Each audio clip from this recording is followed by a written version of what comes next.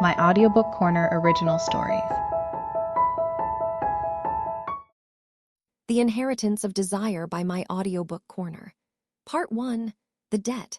Ashford Estate, Hampshire, October 1803.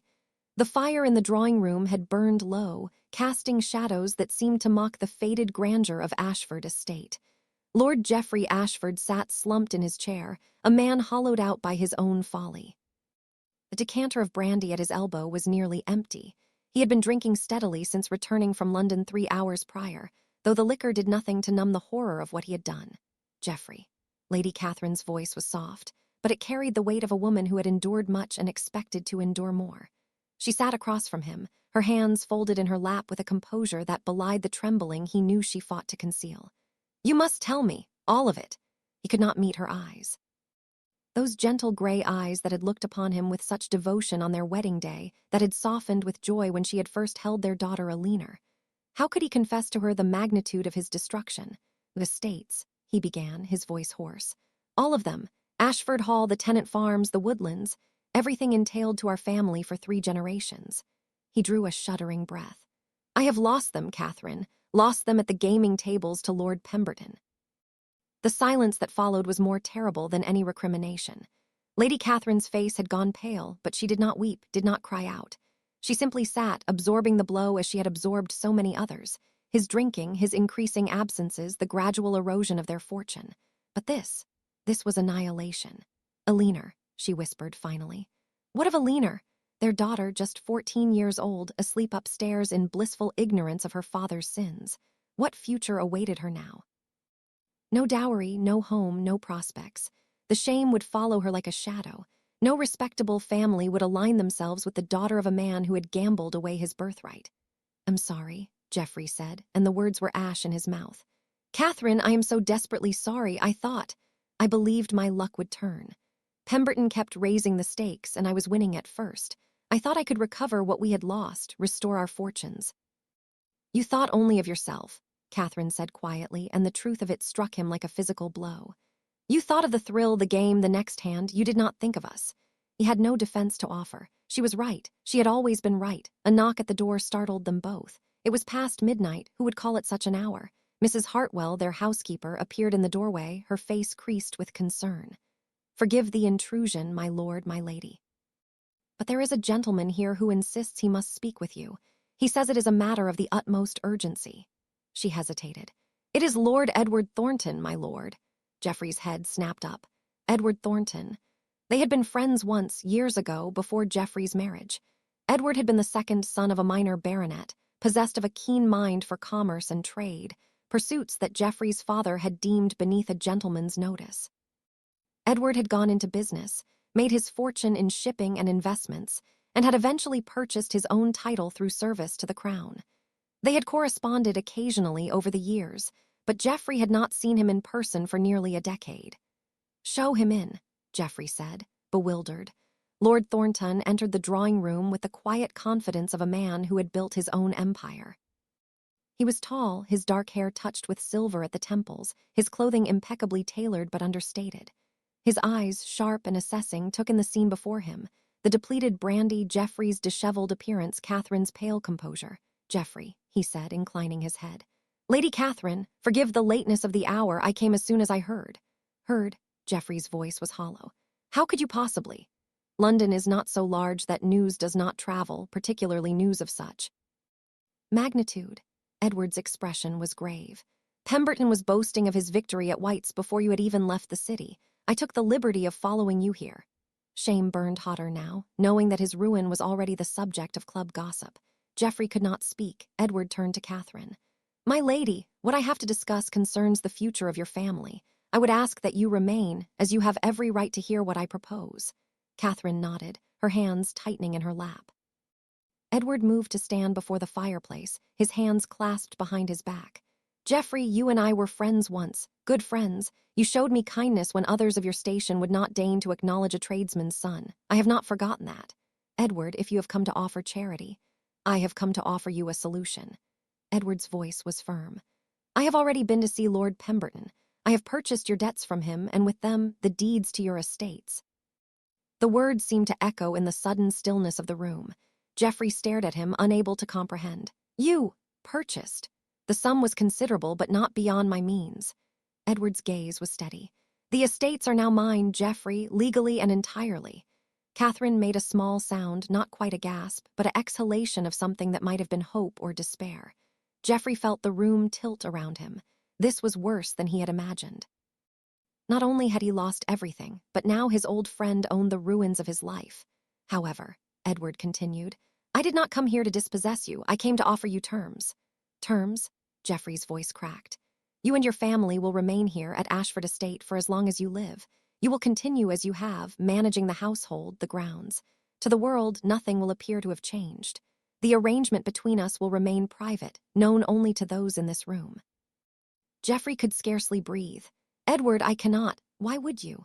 I remember the man you once were, Edward said quietly. And because your daughter deserves better than to be cast out into the world with nothing. This way, Eleanor will have a home, a future. She need never know the truth of what transpired tonight. Catherine rose from her chair, her composure finally breaking. Lord Thornton, your generosity is, I cannot find words sufficient to express. There is one condition, Edward said, and something in his tone made them both still. Upon your death, Geoffrey, the estates will pass to my son, James. He will inherit them fully and completely. Your family's tenure here ends with your life. After that, he paused. After that, the decision of what becomes of this place will be his alone. Weight of it settled over Geoffrey like a shroud.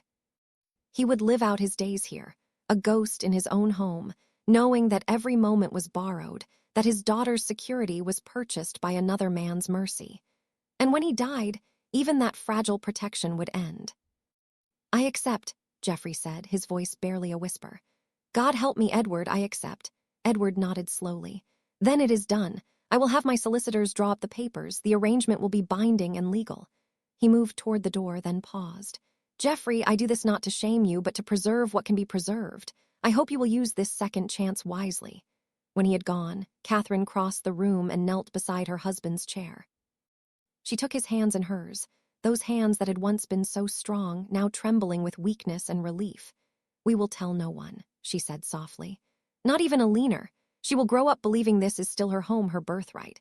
Let her have that innocence at least. Geoffrey nodded, unable to speak past the tightness in his throat.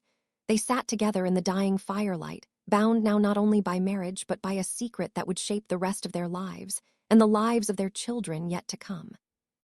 Neither of them could know, in that moment, that Edward Thornton's son James was just a boy of 12, or that he and Eleanor would meet the following summer and form a friendship as innocent as it was doomed. Neither could foresee that 16 years hence, when Geoffrey's health finally failed and his borrowed time ran out, James would return to claim his inheritance, and find waiting for him not an empty estate, but a woman whose very presence would undo every careful plan, every rational intention. The seeds of that future were planted in this night of shame and salvation, in the drawing room where a desperate man accepted mercy, and a secret was born that would bind two families together in ways none of them could imagine. The fire burned down to embers, and outside. The October wind whispered through the grounds of Ashford Estate, a place that was no longer truly theirs, and yet would remain their home until death itself came to collect the final debt. Part 2. The Return. Ashford Estate, Hampshire, April 1819. The carriage rounded the final bend in the drive, and James Thornton caught his first glimpse of Ashford Estate in 16 years. The sight struck him with unexpected force, not nostalgia precisely, but something more complex. Recognition mixed with strangeness, memory overlaid with the calculating eye of a man who had learned to see property as numbers on a ledger. Impressive, Thomas Blackwood remarked from the opposite seat, leaning forward to peer through the window. Your father certainly knew how to invest. The land alone must be worth considerably more than he paid for it, James finished, though his attention remained fixed on the approaching manor. The honey-colored stone glowed in the afternoon light, the classical proportions as elegant as he remembered. Yet there was something diminished about it now, not decay exactly, but a certain weariness. The gardens, while maintained, lacked the meticulous perfection they had once possessed. Several windows on the upper floors were shuttered. The fountain in the circular drive stood dry and silent. Still, it was beautiful, achingly so. We'll need a full survey of the grounds, Thomas continued, consulting his notebook. Assessment of the tenant farms, inventory of the furnishings, evaluation of necessary repairs before we bring it to market. I've already had inquiries from 3 potential buyers. The location is ideal and with the right improvements. Yes, James said absently. His father had been dead for 3 months now, and the settling of the estate had revealed properties and investments James had never known existed. Ashford had been among them, purchased years ago under circumstances his father's solicitor had described only as a private arrangement with an old friend. The solicitor had assured him the property was unencumbered, vacant, and ready for disposal, a tidy asset to be liquidated, nothing more. So why did his chest tighten as the carriage drew to a halt before the great entrance? Shall we? Thomas gathered his papers and stepped down, already surveying the facade with a businessman's eye. James followed, his boots crunching on the gravel drive. The April air was sweet with the scent of early roses. Someone had been tending them, he noted. Perhaps a caretaker his father had employed. The solicitor had mentioned nothing of staff, but surely a property of this size required some minimal maintenance. They climbed the stone steps to the entrance. The great oak doors were weathered but solid, the brass fittings tarnished but intact. James reached for the handle, expecting it to be locked, but it turned smoothly beneath his hand. The door swung open. The great hall stretched before them, and James felt time collapse. He had played here as a boy during that single summer visit, had raced across these black and white marble tiles, his laughter echoing off the vaulted ceiling. The sweeping staircase still curved upward with graceful authority, though the runner was faded now. Portraits lined the walls, stern-faced Ashfords gazing down through the centuries, their expressions seeming to judge the intruders below. Good God, Thomas breathed. The furnishings alone, James, do you see that sideboard? That's Chippendale or I'm a fool. And those portraits. A sound from above froze them both, footsteps. Light but purposeful, descending the staircase. James's hand instinctively moved to his chest, as if to steady his suddenly racing heart. The solicitor had been certain the property was vacant. Had squatters taken residence? Thieves? A woman appeared at the landing, and the world seemed to tilt beneath James's feet. She was tall and slender, dressed in a simple morning gown of pale blue muslin that had seen better days but was impeccably maintained. Her dark hair was pinned up in a style that was elegant despite its simplicity, revealing the graceful column of her neck. But it was her face that struck him, fine-boned and proud, with gray eyes that widened in shock as they met his. Eyes he knew, eyes he had not seen in 16 years but would have recognized anywhere. Eleanor. The name escaped him before thought could intervene. She stopped midway down the staircase, one hand gripping the banister as if to steady herself. The color drained from her face, then flooded back in a rush of rose across her cheekbones. James. His name on her lips was barely a whisper, carrying within it a universe of emotion he could not begin to parse. James Thornton. They stared at each other across the expanse of the hall, and James felt 16 years collapse into nothing. She had been 14 when he had last seen her, a girl on the cusp of womanhood, all awkward grace and fierce intelligence. He had been 12, gangly and earnest, and they had spent that golden summer exploring the estate grounds, sharing secrets and dreams with the easy intimacy of children who did not yet understand how the world would separate them. The woman before him now bore traces of that girl, the determined set of her jaw, the directness of her gaze, but she had been transformed by time into something that made his breath catch. Beautiful, yes, but more than that. There was a strength in her bearing, a capability in the way she held herself that spoke of burdens carried and challenges met. What are you doing here? Eleanor's voice had recovered its steadiness, though her knuckles were white where she gripped the banister. I might ask you the same question. James found his own voice, though it sounded strange to his ears. This property belonged to my father. It's mine now. Something flashed in her eyes, pain, anger. Belongs to you, she repeated slowly, as if testing the words. I see. Eleanor, I don't understand. Why do you live here? Live here. A bitter smile touched her lips. Yes, Mr. Thornton, I live here. I have always lived here. This is my home. Emphasis on the final word struck him like a blow. Thomas cleared his throat uncomfortably beside him, clearly sensing the charged atmosphere but unable to comprehend its source. Perhaps, Thomas ventured, there has been some misunderstanding. Miss, forgive me, I don't believe we've been introduced. Miss Ashford, Eleanor said, her gaze never leaving James's face. Eleanor Ashford, daughter of Lord Geoffrey Ashford, to whom this estate has belonged for 3 generations. Her voice hardened. Or rather, to whom it belonged before circumstances beyond his control transferred ownership to your father. James felt the ground shift beneath him. Ashford. Of course, how had he not made the connection immediately? But his father had never mentioned. The solicitor had said nothing about. My father is dying, Eleanor continued, descending the remaining steps with deliberate grace. She moved like a queen in her own castle, despite the faded dress and the shadows beneath her eyes. He has been dying for some time now, but we were assured, your father assured us, that we would remain here until... She stopped, her composure wavering for just a moment. Until the end. I didn't know. The words sounded inadequate even as he spoke them. Eleanor, I swear to you I had no idea anyone was living here. My father never told me about any arrangement. The solicitor said the property was vacant, ready for sale. Her eyes flashed. Yes, I imagine it is. How convenient for you, Mr. Thornton, to inherit such a valuable asset. Tell me, what do you suppose it will fetch at market?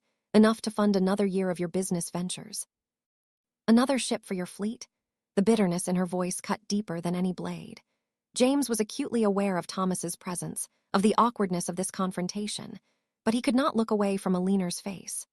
The girl he had known, the girl who had shown him the secret places of the estate, who had listened to his dreams of seeing the world, who had made him promise to write, a promise he had broken within a become this woman. This stranger who looked at him with such barely concealed fury. Yet beneath the anger he saw something else, a flicker of the old recognition, the old connection. It was there in the way her breath quickened, in the slight tremor of her hands that she fought to control. She was not as composed as she pretended to be, neither was he. Eleanor, he said quietly, I think we need to speak, privately. Her chin lifted. I think that would be wise, Mr. Thornton. There's a great deal you clearly do not know about your inheritance. She turned to Thomas with icy politeness. Mr. Blackwood, is it? Mrs. Hartwell, our housekeeper, will show you to the morning room and provide refreshment. I'm certain you must be weary from your journey. As if summoned by her words, an elderly woman appeared from a doorway beneath the stairs, her expression carefully neutral but her eyes sharp with assessment. This way, sir, Mrs. Hartwell said to Thomas, who looked to James for guidance. Go ahead, James said. I'll join you shortly. When they were alone, the silence stretched between them like a living thing. Eleanor stood at the base of the staircase, her hands now clasped before her in a posture of rigid control. James remained near the entrance, feeling suddenly like an intruder in a place that was legally his but morally. What? He didn't know any more. Drawing room, Eleanor said finally. We can speak there. She turned and walked toward a doorway to the left, her spine straight, her steps measured. James followed, his mind reeling with questions, with the shock of seeing her again, with the growing realization that his father's private arrangement was far more complicated than he had ever imagined. And beneath it all, a current he did not want to acknowledge, the way his heart had leapt at the sight of her. The way his body had responded to her presence with an intensity that had nothing to do with childhood friendship and everything to do with the woman she had become. This was going to be far more complicated than a simple property sale. This was going to change everything. Part 3. Old Wounds and New Anger. The drawing room had changed little in 16 years, yet everything about it felt different. The same pale green silk still covered the walls, though faded now to the color of sea foam. The same portraits of long-dead Ashfords gazed down from their gilded frames. The pianoforte still stood in the corner by the window. James remembered Eleanor playing it that summer, her small fingers stumbling over the keys as she learned a Mozart sonata. But the room felt smaller now, or perhaps he had simply grown larger. And the girl who had played that pianoforte was gone, replaced by this woman who moved through the space with the authority of someone who had earned every inch of it through suffering. Eleanor crossed to the fireplace and stood before it, her back to him, her shoulders rigid. James closed the door behind them, propriety be damned, and the soft click of the latch seemed to echo in the charged silence. You may begin, Eleanor said without turning, by explaining to me how you came to be standing in my home, claiming ownership of it with absolutely no knowledge that my family resides here. Her voice was controlled, but James could hear the tremor beneath it, rage barely leashed. Eleanor, I swear to you, I had no idea. No idea. She turned then, and the force of her gaze struck him like a physical blow. Her gray eyes were bright with unshed tears, though her expression remained fierce. Your father owned this estate for 16 years, Mr. Thornton. 16 years. And in all that time, he never once mentioned to you that the Ashford family, his supposed friends, were living here, that we had nowhere else to go. He never spoke of it, James said, and heard how inadequate the words sounded. My father kept many of his business dealings private. I knew he had properties, investments, but he never discussed the details with me until he died and you inherited everything. Eleanor's hands clenched at her sides and James saw them trembling. How convenient for you, a tidy portfolio of assets to liquidate. Tell me, what did your solicitor value this place at? £50,000 more. Eleanor, don't. The word cracked like a whip. Don't say my name as though we are still friends, as though you have any right to familiarity with me. Accusation stung more than it should have. We were friends once. Once. She laughed, a bitter sound that held no humor. Yes, we were. That summer when you visited, do you even remember it? You were 12 years old and I was 14, and we spent every day together. You told me about your father's ships, about all the places you would travel. You promised you would write to me, tell me about your adventures. James felt heat rise in his face. I was a child. So was I. Eleanor took a step toward him, and James found himself acutely aware of the distance between them, or rather, the lack of it. She was tall for a woman, her eyes nearly level with his own. I was a child who waited for letters that never came, who made excuses for you. He's busy, he's traveling, he's forgotten. And eventually I stopped waiting. I stopped thinking about you at all. The lie was transparent, and they both knew it. If she had truly stopped thinking about him, his appearance would not have affected her so profoundly. But James said nothing, letting her have the fiction if she needed it. And now you return, Eleanor continued, her voice rising despite her obvious efforts to control it. Not as a friend, not even as an acquaintance, but as a landlord come to inspect his property, to assess its value before putting it on the market. Tell me, Mr. Thornton, did you even pause to consider that someone might be living here? Or were we simply an inconvenience you hadn't anticipated?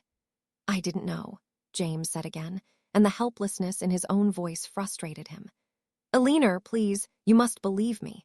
My father's solicitor told me the property was vacant.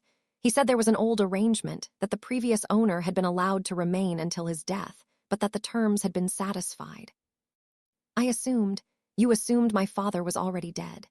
Eleanor's voice had gone quiet now, which was somehow worse than her anger. You assumed we were gone, that you could simply walk in and take possession of what has been my home for my entire life.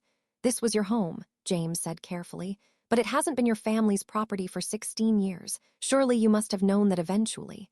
Eventually what? Eleanor's eyes flashed. Eventually we would be cast out. Eventually I would have to watch strangers walk through these rooms, appraising the furniture, calculating how much they could get for my mother's pianoforte, for my grandmother's portraits. Yes, Mr. Thornton, I knew. I have known since I was 14 years old that this day would come. That hasn't made it any easier to bear. She turned away from him abruptly, moving to the window.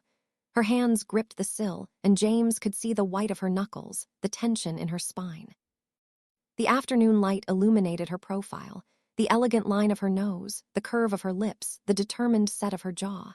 She was beautiful in a way that made his chest ache, and he hated himself for noticing it at a moment like this.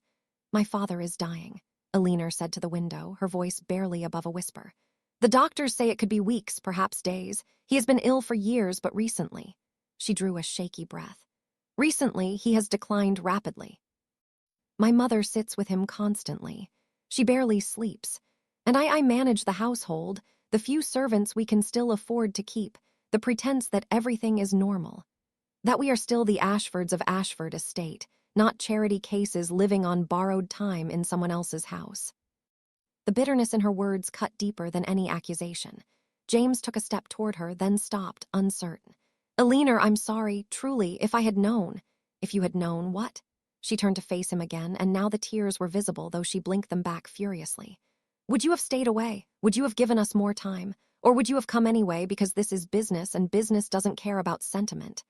I don't know, James admitted. I honestly don't know what I would have done. Honesty seemed to surprise her. Some of the rigidity left her posture, though her expression remained guarded. At least you don't lie to me. Never lied to you. You stopped writing. You disappeared from my life without explanation. That felt like a lie. James ran a hand through his hair, frustration and guilt warring within him.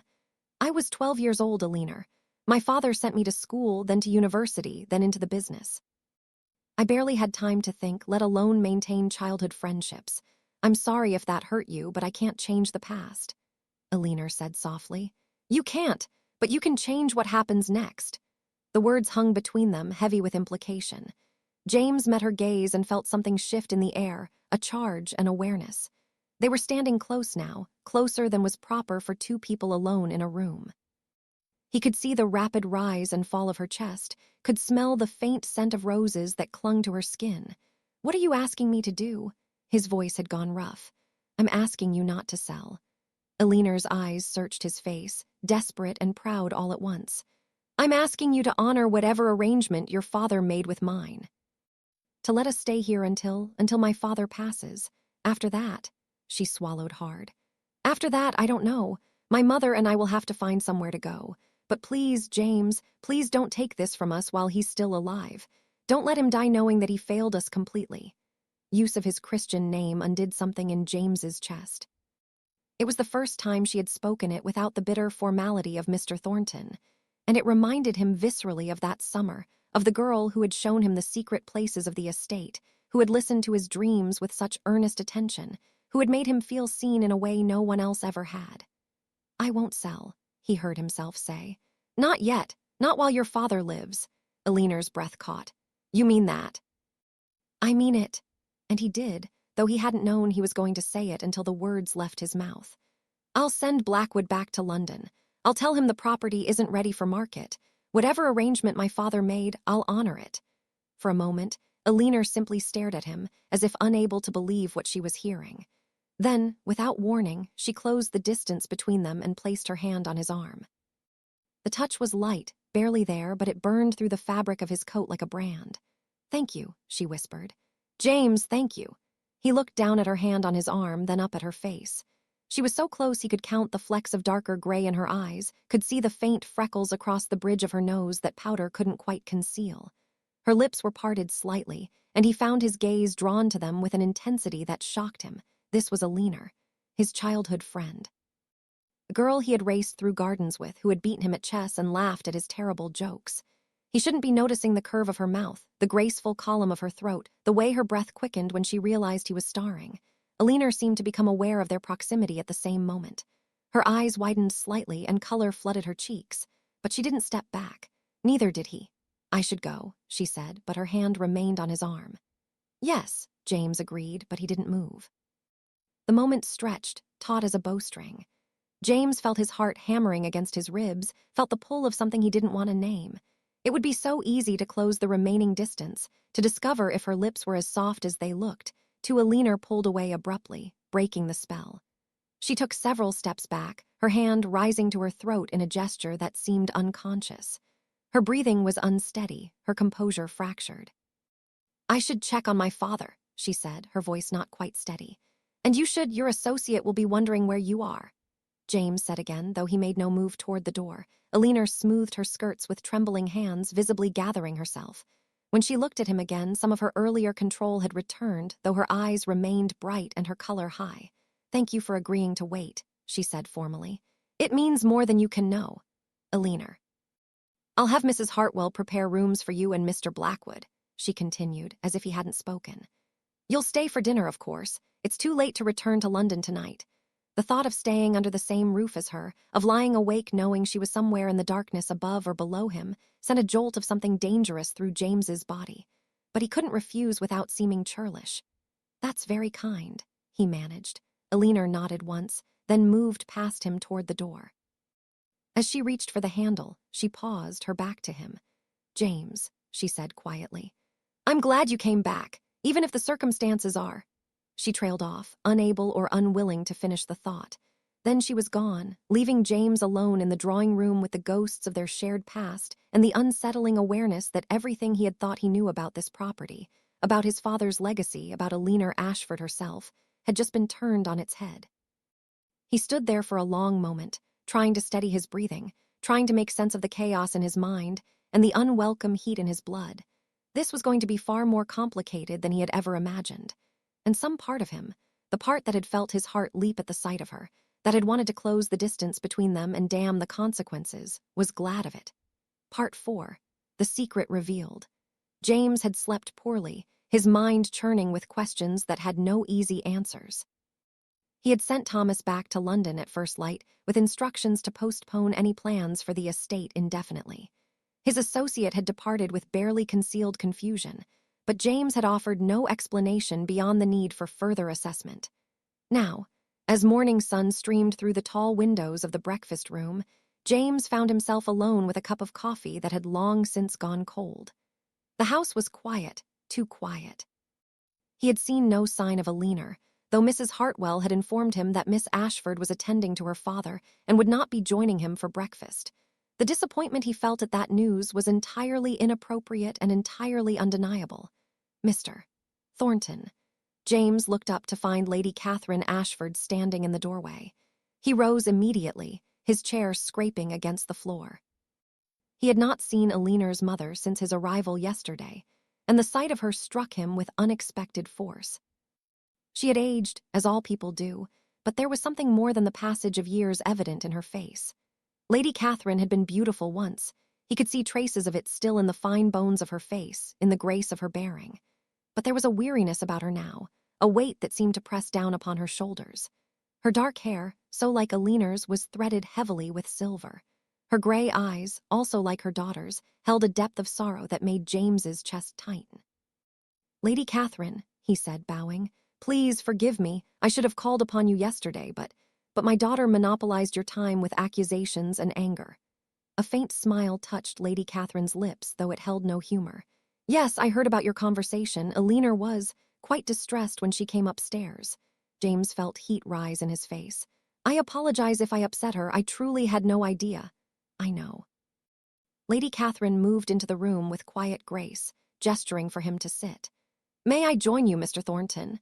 There are things we must discuss, and I believe it would be better to do so privately before Eleanor returns." "Of course." James held a chair for her, then resumed his own seat. His heart was beating faster now, anticipation and dread warring within him. Lady Catherine folded her hands in her lap, studying him with an intensity that reminded him painfully of Eleanor. For a long moment she said nothing, and James had the uncomfortable sensation of being assessed, measured, judged. "You look very like your father," she said finally. "The same eyes, the same bearing. Edward was a good man, Mr. Thornton. I want you to know that before I tell you the rest." "Rest?" James leaned forward. "Lady Catherine, I came here knowing almost nothing about my father's connection to your family." His solicitor mentioned only that there had been an arrangement that the previous owner had been allowed to remain until his death. I assumed, foolishly I now realize, that the arrangement had concluded, that the estate was empty. "Father never told you." It was not a question. Lady Catherine's expression was sad but unsurprised. "No, I suppose he wouldn't have. Edward was a private man, and this was a matter of great delicacy."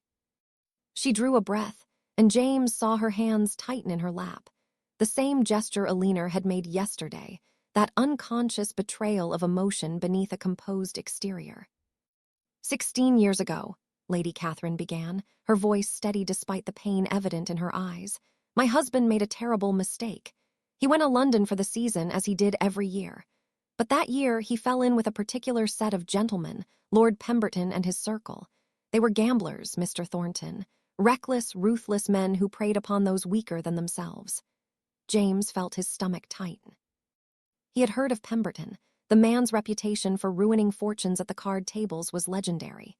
Geoffrey had always enjoyed cards, Lady Catherine continued. "A friendly game among gentlemen, nothing excessive, but Pemberton." He encouraged Geoffrey, flattered him, extended him credit when he should have stopped.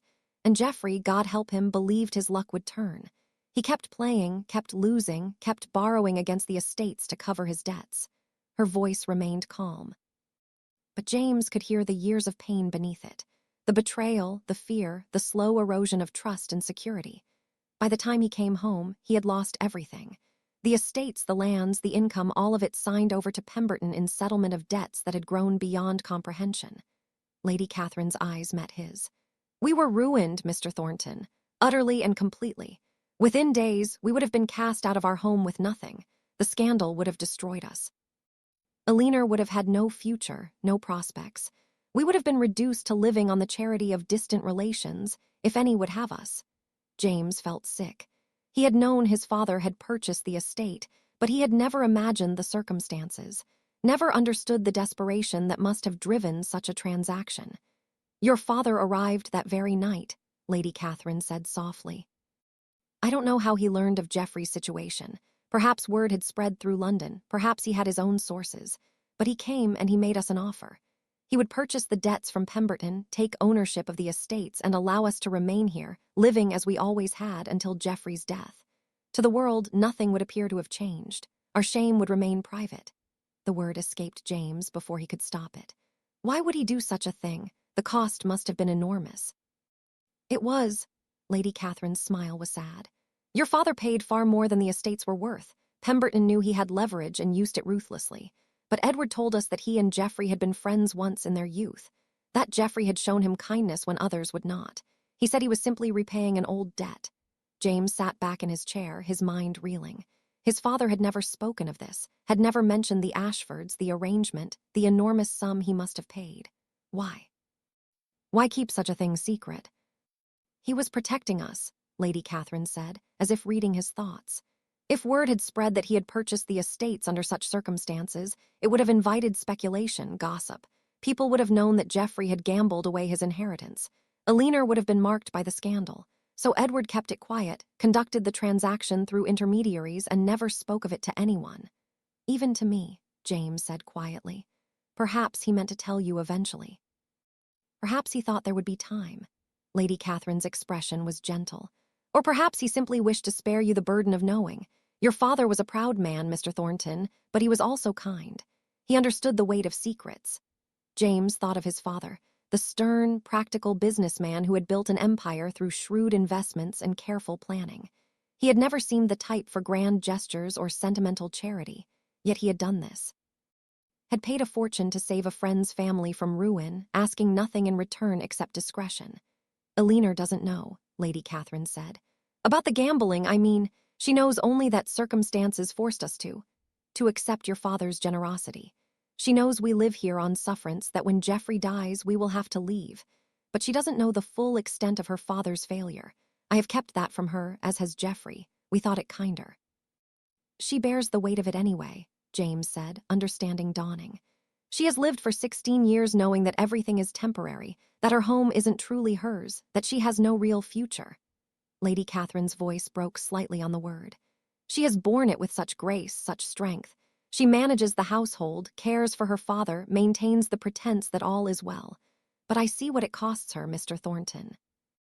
I see how she has had to harden herself, to prepare for the day when we will lose even this borrowed security." James felt something twist in his chest, guilt, admiration, and something deeper he didn't want to name. He thought of Eleanor yesterday, standing in the drawing room with her chin lifted and her eyes blazing, defending her home with fierce pride. He had thought her angry, bitter, but now he understood. She wasn't bitter. She was terrified, and she had been terrified for 16 years. "My husband is dying," Lady Catherine said quietly.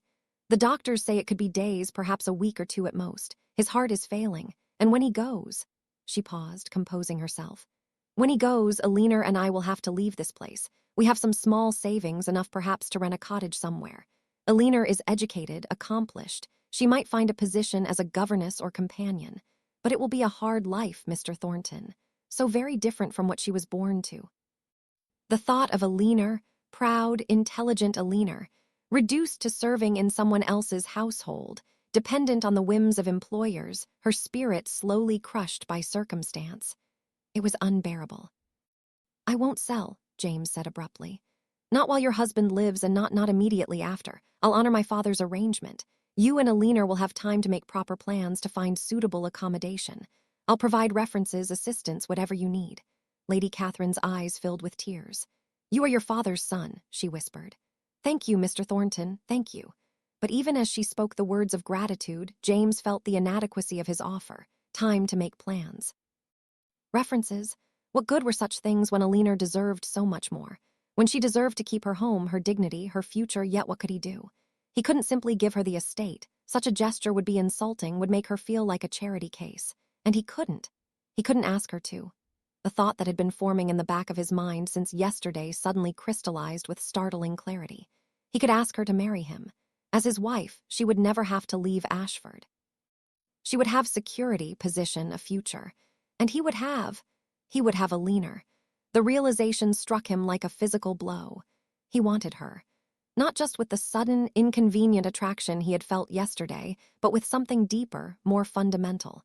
He wanted to know the woman she had become, to understand the strength that had sustained her through years of uncertainty. He wanted to see her smile without the shadow of fear behind it, to watch her move through these rooms as their mistress, not their temporary resident.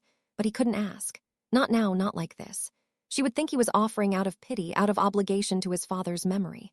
She would refuse, and he would lose any chance of. Of what? Of winning her heart. Did he even have the right to try? Mr. Thornton. Lady Catherine was watching him with concern. Are you quite well? Yes, James said, though it was a lie. Forgive me, I was simply thinking. Lady Catherine rose, and James stood as well. She reached out and placed her hand on his arm, the same gesture Eleanor had made yesterday, and it affected him just as profoundly. Whatever you decide about the estate, she said softly, know that you have given us a great gift simply by listening, by understanding. Edward would be proud of you. She left him then, moving toward the door with quiet dignity. But she paused at the threshold, looking back at him with an expression he couldn't quite read. My daughter is stronger than she appears, Lady Catherine said, but she is also more fragile. She has built walls around her heart to protect herself from further loss. If you should wish to know her better, Mr. Thornton, you will need patience and courage. Then she was gone, leaving James alone with the weight of revelation and the dangerous, impossible hope that perhaps, just perhaps, there might be a way forward that didn't end in loss for any of them.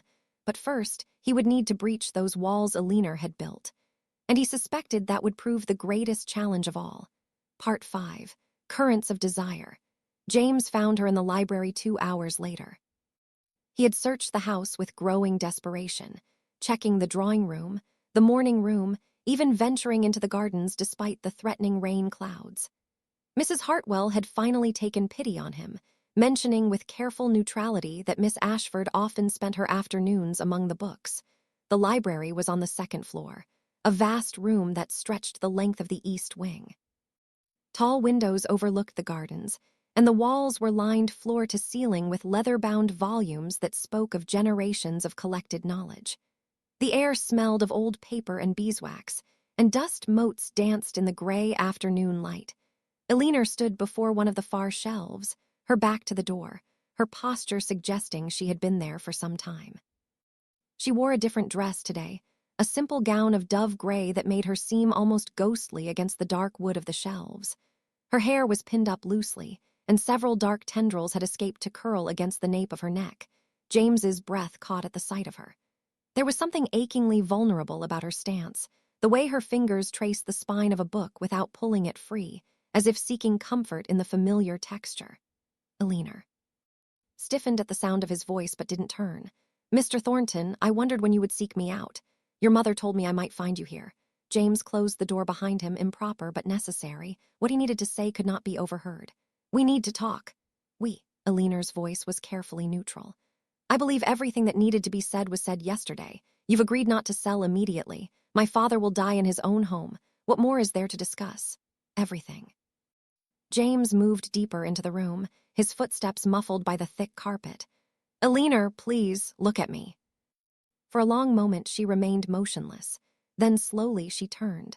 Her face was composed, but James could see the shadows beneath her eyes, the tightness around her mouth. She had not slept well either. Well, she folded her hands before her in that gesture of rigid control he was beginning to recognize. What do you wish to discuss, Mr. Thornton? Stop calling me that. The words came out more harshly than he intended. My name is James. You used to call me James. That was a long time ago. Something flickered in her eyes, memory, perhaps, or pain. We were children then, everything was different. Everything. James took another step closer and saw her hands tighten. Eleanor, your mother told me the truth, about your father's debts, about the arrangement, about why you've been living here all these years, knowing it could end at any moment. Color flooded her cheeks. She had no right. She had every right. Someone needed to tell me. James kept his voice gentle despite the urgency he felt. Do you have any idea what it's been like these past hours, knowing what you've endured, what you've carried alone? I haven't been alone. Eleanor's chin lifted. I've had my mother, my father. We've managed perfectly well without your pity, Mr. Thorne, James. The correction, reluctant as it was, sent a jolt through him. It's not pity. Then what is it? Her eyes flashed. Guilt, obligation, a sense of duty to your father's memory. James stopped, frustrated. How could he explain what he didn't fully understand himself? It's concern, for you, for what you've been through. I don't need your concern. But her voice wavered slightly.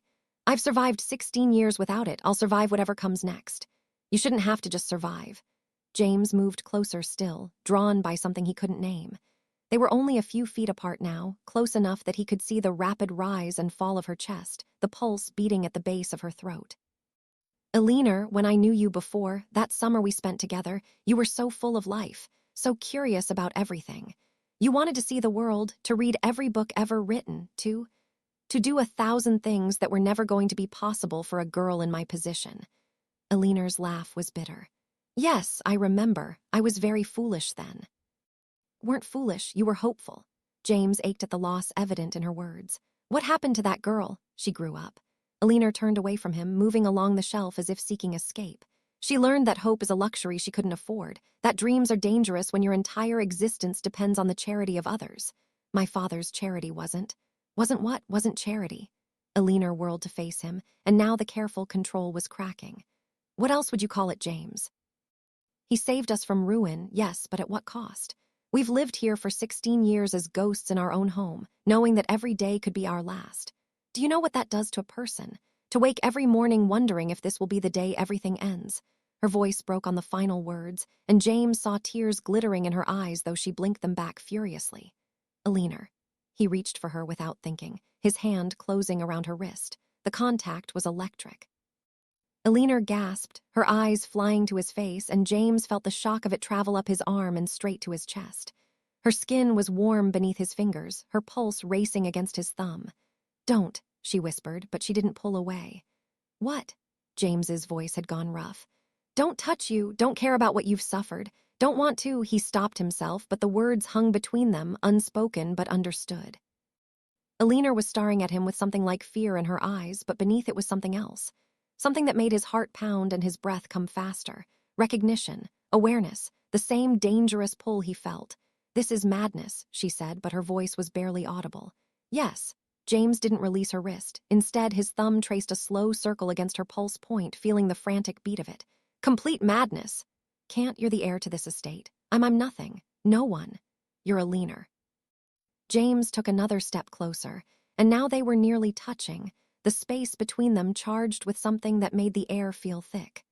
You're the girl who beat me at chess 3 times in a row, who showed me the secret passage behind the library wall, who told me stories about all the places you wanted to visit someday. That girl is gone, but Eleanor's eyes were locked on his, and he could see her chest rising and falling rapidly. No, she's not. She's right here. James released her wrist only to lift his hand to her face, his fingers trembling as they traced the line of her jaw. I can see her in your eyes, in the way you defend your home, in the strength it took to face me yesterday and demand answers. Eleanor's breath hitched. James, please. Please what? His thumb brushed across her lower lip, and he felt her tremble. Please stop, or please don't stop. For a moment, she simply stared at him, her eyes wide and dark. Then so quietly he almost didn't hear it. I don't know. Confession undid him. James cupped her face in both hands, his fingers sliding into her hair, dislodging pins that clattered to the floor. Eleanor's hands came up to his chest. Whether to push him away or pull him closer, he couldn't tell. Her palms pressed against his waistcoat, and he could feel the heat of them through the fabric. I never forgot you, James said, the words tumbling out before he could stop them. All these years, I told myself it was just childhood friendship, that it didn't matter. But seeing you again, Eleanor, seeing you again has undone me completely. You can't say such things. Eleanor's voice was shaking. You don't mean them. You feel guilty about the estate, about what your father did. This has nothing to do with guilt. James tilted her face up, forcing her to meet his eyes. This is about you. About the way my heart stopped when I saw you on that staircase. About the way I can't stop thinking about you, about what you've become, about... He stopped himself again, but Eleanor was staring at him with something like wonder now, mixed with terror. Going to break my heart, she whispered.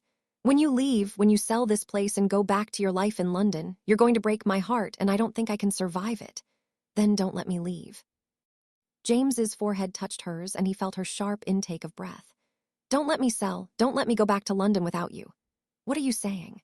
Eleanor's hands fisted in his waistcoat. "James, what are you?" He kissed her. It was not gentle. It was not careful. It was 16 years of separation and 2 days of unbearable tension finally breaking free. His mouth claimed hers with a hunger that shocked them both, and Eleanor made a sound, half gasp, half moan, that sent fire through his veins. For a heartbeat, she was frozen. Then she was kissing him back with equal desperation, her arms winding around his neck, her body pressing against his. James backed her against the bookshelf, books tumbling to the floor around them, forgotten. His hands were in her hair on her waist, pulling her closer, closer, never close enough. Eleanor's fingers tangled in his hair, tugging hard enough to make him groan. Her mouth was soft and fierce all at once, yielding and demanding. James could feel the rapid beat of her heart against his chest, could taste the salt of tears on her lips, though he didn't know if they were hers or his. His hand slid down her side, feeling the curve of her waist, the flare of her hip through the thin muslin. Eleanor arched into the touch, a whimper escaping her that made James's control fracture further. He wanted to touch her everywhere, to learn every inch of her, to stop. Eleanor's hands suddenly pushed against his chest hard.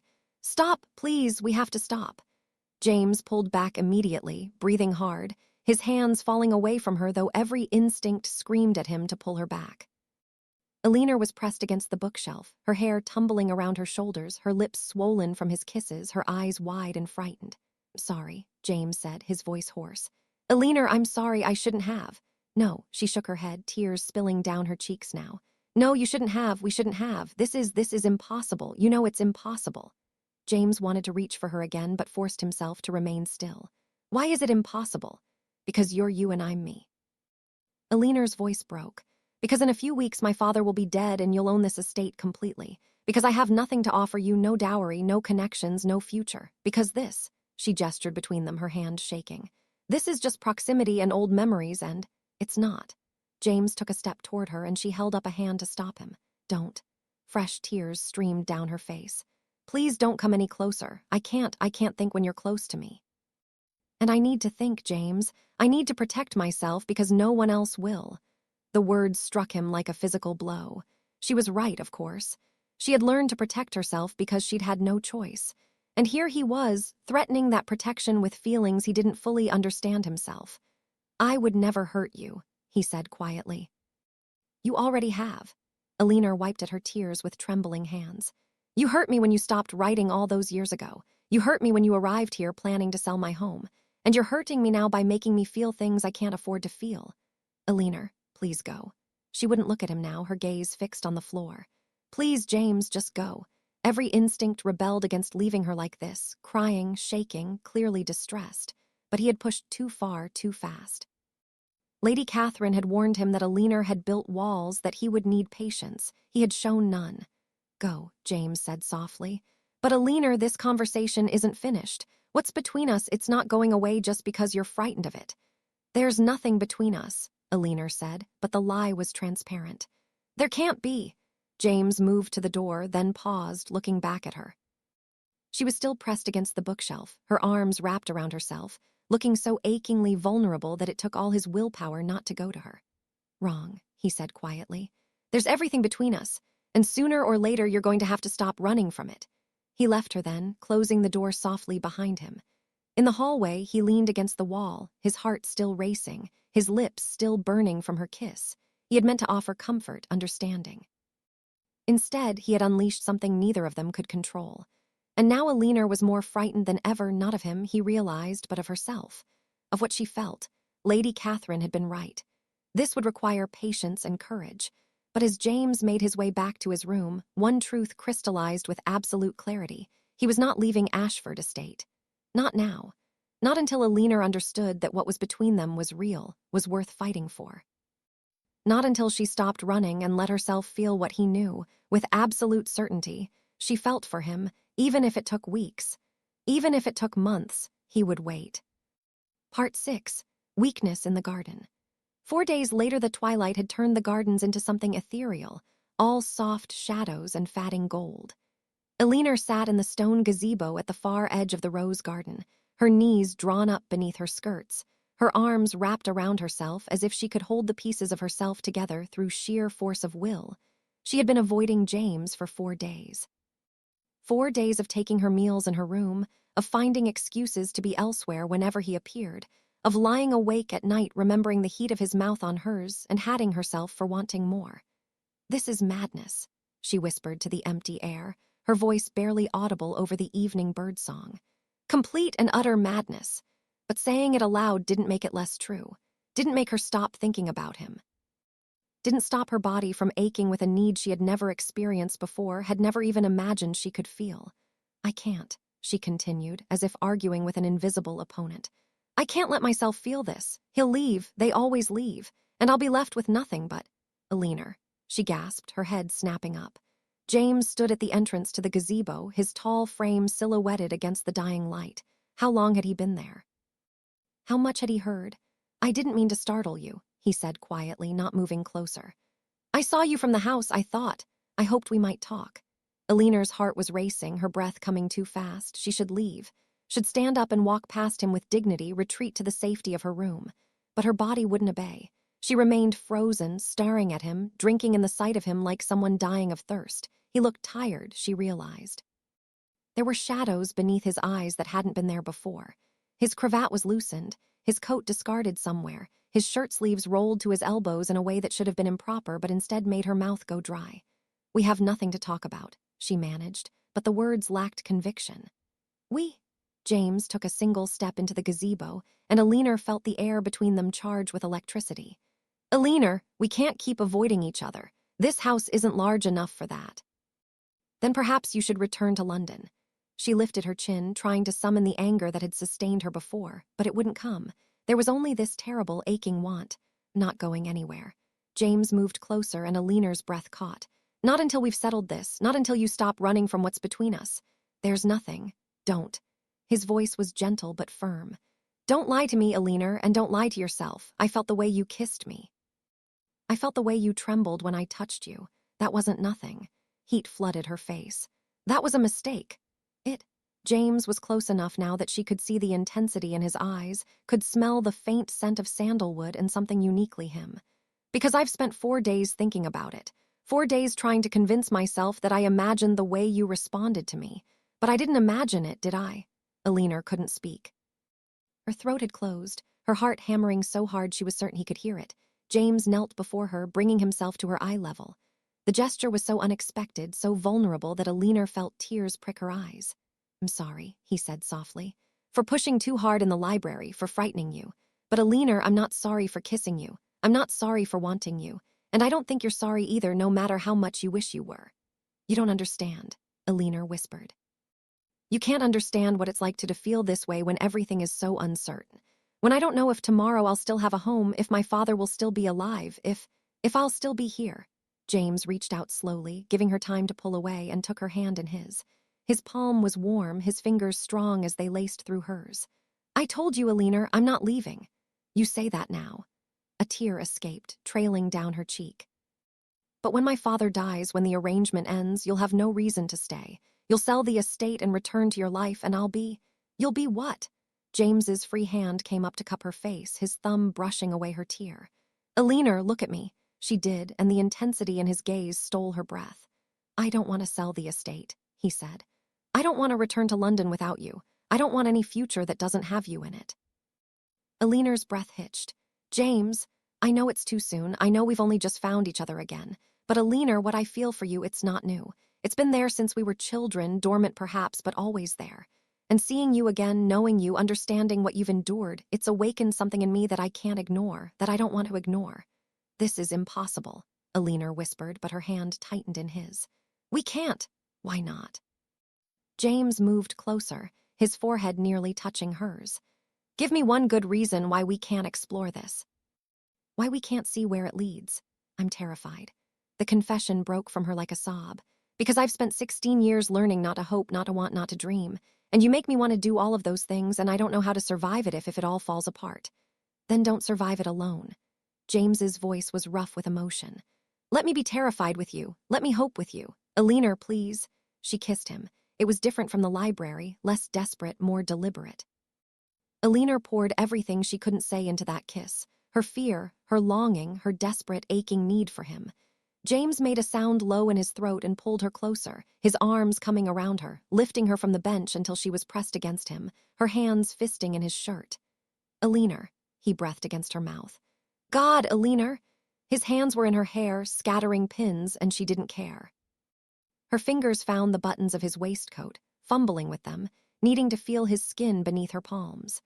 James groaned and helped her, shrugging out of the garment, his mouth never leaving hers.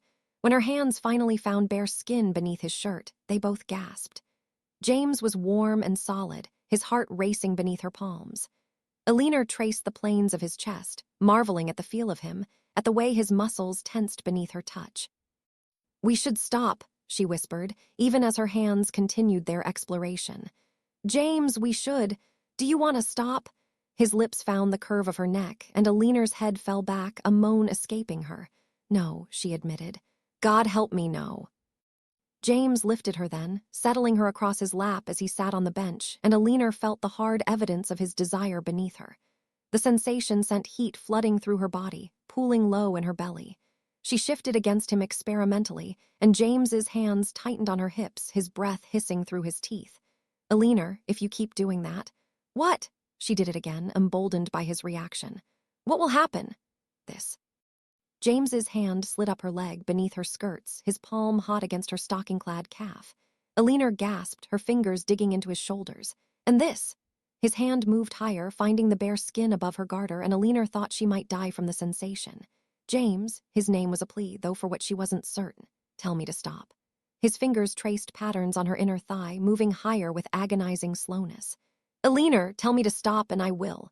But she couldn't. The words wouldn't come. Instead, she kissed him again, her tongue sliding against his in a way that made them both groan.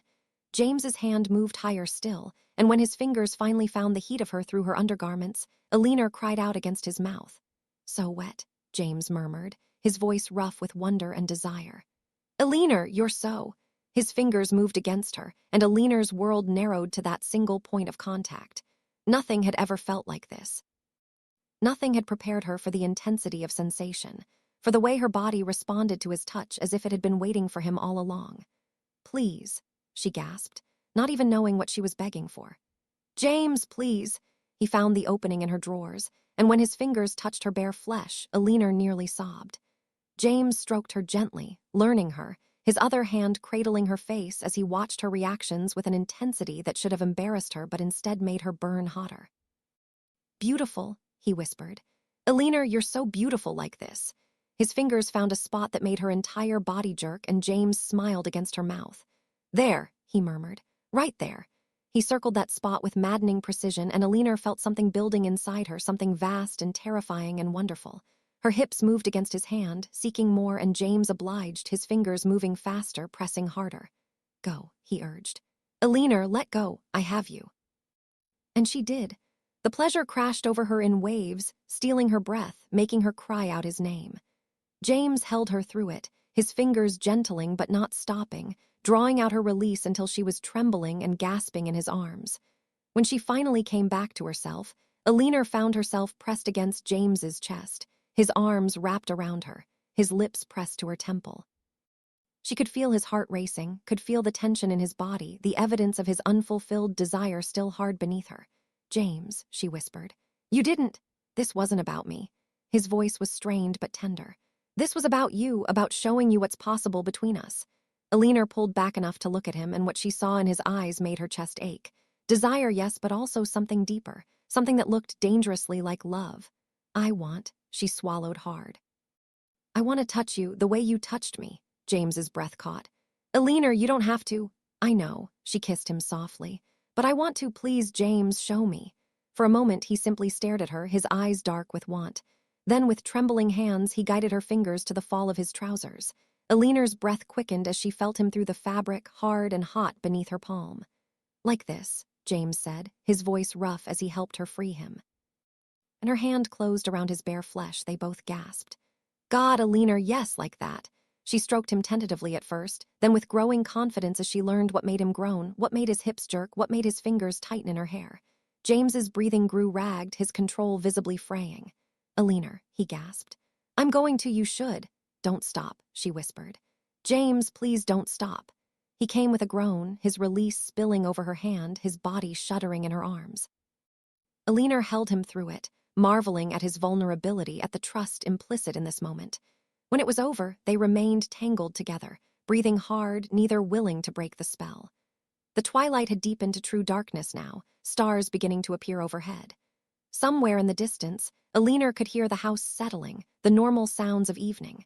But here, in this gazebo, in James's arms, nothing felt normal. Everything had changed. "We can't do this again," Eleanor said finally, though she made no move to leave his embrace. "Why not?" James's hand stroked her back, soothing. "Because it's dangerous. Because I'm already falling for you, and if we keep doing this, I won't be able to protect myself when..." "When what?" James tilted her face up to his. "Eleanor, when are you going to understand? I'm not going anywhere. I'm not leaving you. Whatever happens with the estate, with your father, with everything, I'm here. I'm staying." "You can't promise that." But her voice lacked conviction. "I can, and I am." James kissed her softly. "Eleanor, I'm falling for you too. Have been since the moment I saw you on that staircase. Maybe even before that. Maybe I never stopped." Eleanor felt tears prick her eyes again. "This is madness," James agreed, smiling. "Complete and utter madness, but it's our madness, and I wouldn't trade it for anything." Eleanor buried her face in his neck, breathing him in, letting herself, just for this moment, believe him, letting herself hope. "Take me inside," she whispered. "Before someone comes looking." James helped her stand, helped her straighten her clothing and pin up her hair with fingers that still trembled slightly. When they were as presentable as they could manage, he took her hand and led her back toward the house. At the door, Eleanor paused, looking up at him in the darkness. "James," she said softly. "I'm still terrified." "I know." He kissed her forehead. "So am I, but we'll be terrified together." And somehow that was enough. For now, it was enough. Part 7. The boundary dissolves. The house had settled into its nighttime silence, the servants long since retired to their quarters. Eleanor stood in the darkened hallway outside James's bedchamber, her heart hammering so violently she was certain it could be heard through the walls. She wore only her nightgown and wrapper, her hair loose around her shoulders. Improper, scandalous, utterly reckless. She should turn back, should return to her own room and pretend this madness had never seized her. But her hand was already rising to the door, her knuckles rapping softly against the wood before courage could desert her entirely. For a long moment, there was only silence. Then footsteps, and the door opened. James stood before her in shirt sleeves and trousers, his cravat discarded, his dark hair disheveled as if he'd been running his hands through it. His eyes widened at the sight of her, traveling from her loose hair to her bare feet. Comprehension and desire warring in his expression. "Eleanor." Her name was barely a whisper. "What are you?" "Let me in." Her voice trembled despite her attempt at firmness. "Please, James, before someone sees." He stepped back immediately, and Eleanor slipped inside. The door closed behind her with a soft click that seemed to echo in the charged silence. James's room was larger than hers, dominated by a massive four-poster bed that seemed to loom in the firelight. A single candle burned on the bedside table, casting dancing shadows across the walls. They stood facing each other, neither moving, the air between them thick with anticipation and uncertainty. "Eleanor," James said again, his voice rough. "Do you know what you're doing, coming here like this?" "I know exactly what I'm doing." She lifted her chin, trying to project a confidence she didn't entirely feel. "I'm choosing this, choosing you, if you'll have me." James's breath caught audibly. "If I'll, Eleanor, I've thought of nothing but having you since the moment I saw you again. But this, are you certain? Once we cross this threshold, there's no going back." "I don't want to go back." Eleanor took a step toward him, her hands trembling as she reached for the tie of her wrapper. "I'm tired of being afraid, tired of denying what I feel. James, I want..." Her voice broke slightly. "I want to be yours completely." Wrapper fell open, revealing the thin nightgown beneath. James's eyes darkened, his gaze traveling over her with an intensity that made her skin burn. She could see the tension in his body, the way his hands clenched at his sides as if he was fighting the urge to reach for her. "Come here," he said softly. Eleanor closed the distance between them, and James's hands came up to frame her face with a tenderness that made her chest ache. He searched her eyes, looking for doubt, for hesitation. Whatever he saw there must have satisfied him, because he lowered his mouth to hers in a kiss that was both gentle and devastating. Eleanor melted into him, her hands sliding up his chest to wind around his neck. James's arms came around her waist, pulling her flush against him, and she could feel every hard plane of his body through the thin fabric of her nightgown. The evidence of his desire pressed against her belly, and a thrill of nervous excitement shot through her. "Never," she whispered against his mouth. "James, I've never done this before." "I know." His lips moved to her jaw, her throat, pressing kisses that made her shiver. "We'll go slowly. If you want to stop at any point, you need only say so." "Won't want to stop." Eleanor's fingers found the buttons of his shirt, fumbling with them. "Help me!" James pulled back just enough to shrug out of his shirt, and Eleanor's breath caught at the sight of him. She had touched him in the garden, but seeing him in the candlelight was different. His chest was broad and muscled, his skin golden in the flickering light. Dark hair dusted his chest, trailing down to disappear beneath the waistband of his trousers. "Beautiful," she breathed, her hands rising to touch him. His skin was warm beneath her palms, his heart racing as fast as her own. "As beautiful as you." James's fingers found the buttons of her wrapper, sliding it from her shoulders. It pooled at her feet, leaving her in only the nightgown. His hands trembled as they traced the curve of her shoulders, the swell of her breasts visible through the thin fabric. "Eleanor, you're perfect."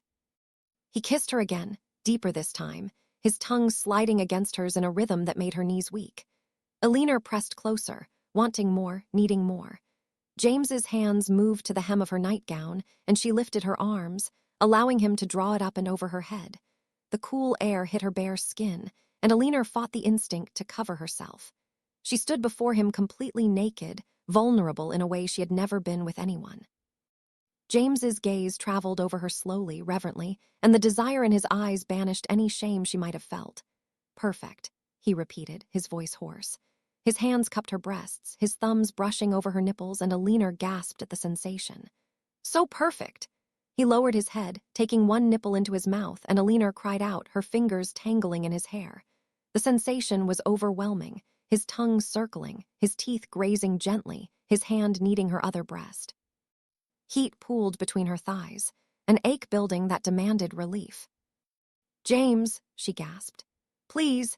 He lifted her then, carrying her to the bed and laying her down on the soft coverlet. Eleanor watched as he removed his trousers, her eyes widening at the sight of him fully naked. He was magnificent, all lean muscle and masculine beauty. And his arousal, thick and hard, made her breath catch with a mixture of nervousness and anticipation.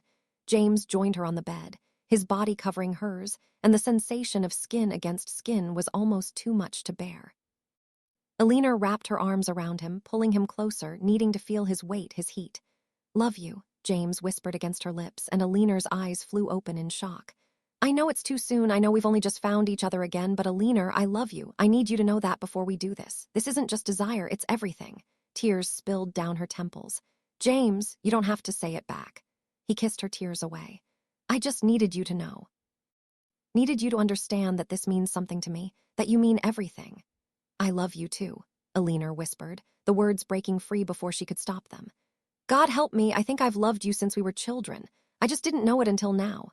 James's kiss was fierce, claiming, and Eleanor responded with equal passion. His hand slid down her body, between her thighs, finding her wet and ready. He stroked her gently, his fingers circling that spot that made her entire body arch. "So ready for me," he murmured. "Eleanor, you're so wet."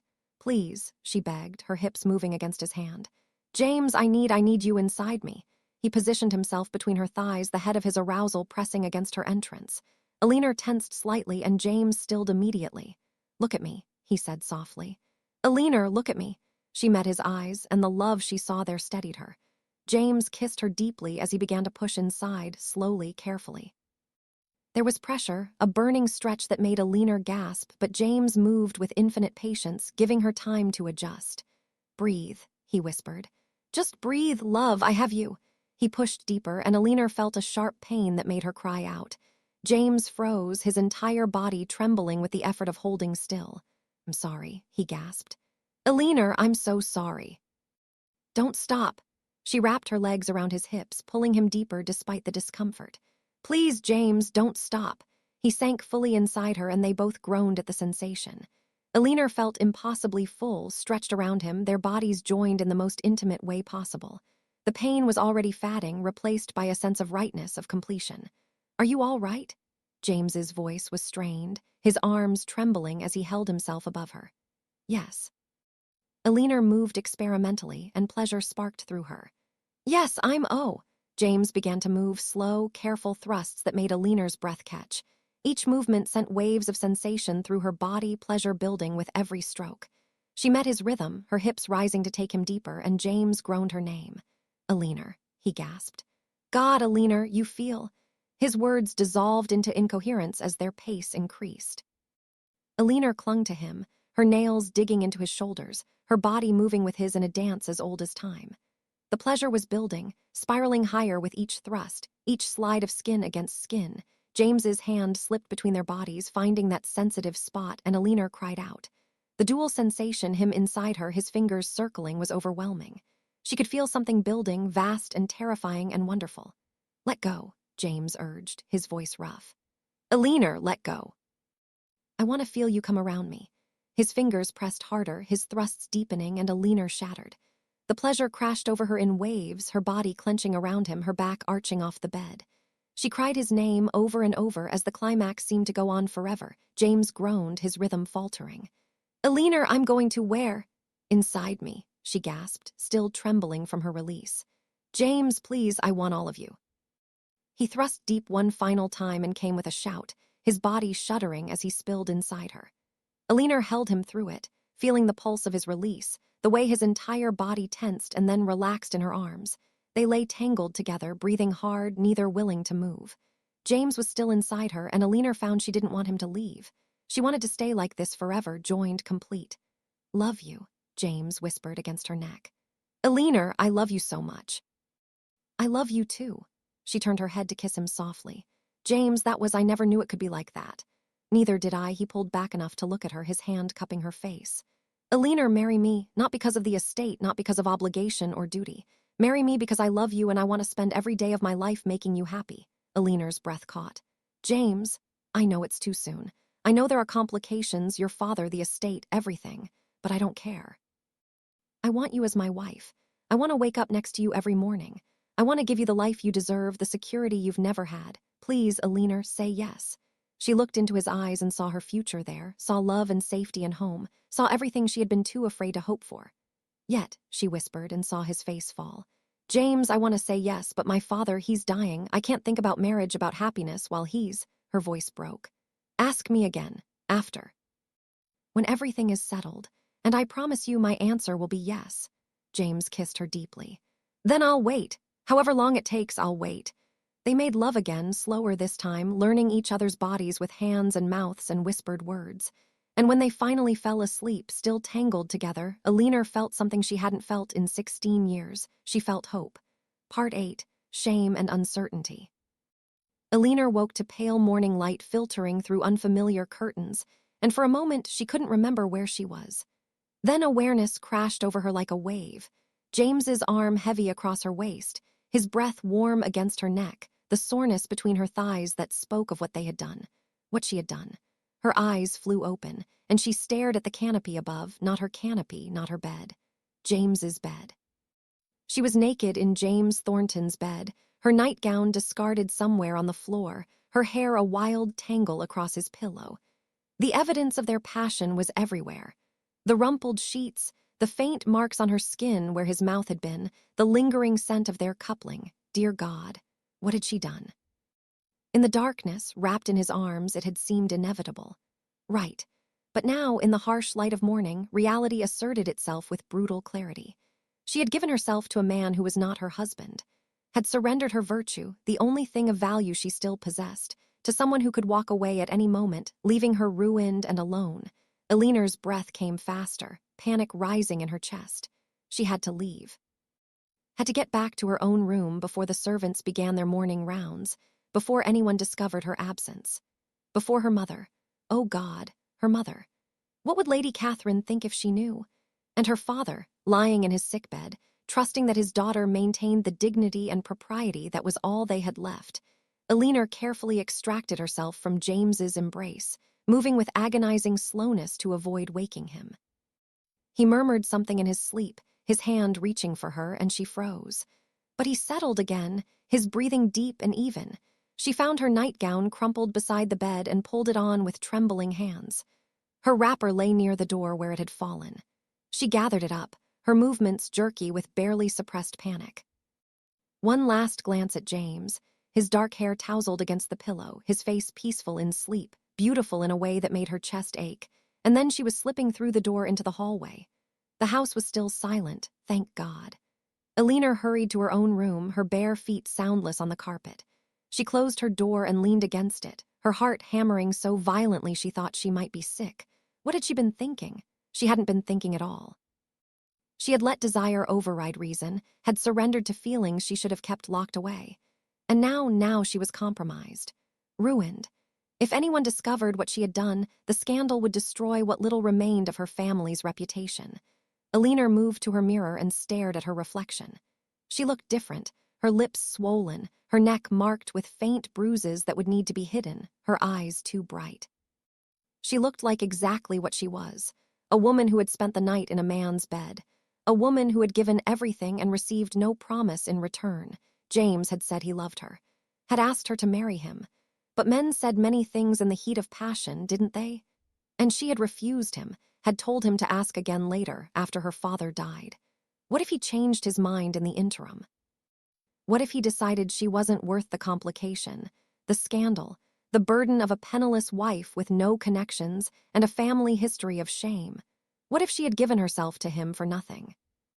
Eleanor sank onto her bed, her hands covering her face. She had been so foolish, so reckless. She had let hope override caution, had believed just for a few hours that she could have something for herself, that she deserved happiness, but she didn't deserve it, not when her father lay dying, not when her mother depended on her strength, not when everything was so uncertain, so precarious. She couldn't face James, not today, perhaps not ever. The days that followed were torture. Eleanor took her meals in her room, claiming a headache, then a stomach ailment, then simple fatigue from caring for her father. Mrs. Hartwell looked at her with concern but said nothing. Lady Catherine asked if she should send for the doctor, and Eleanor assured her it was nothing, that she simply needed rest. But rest was impossible.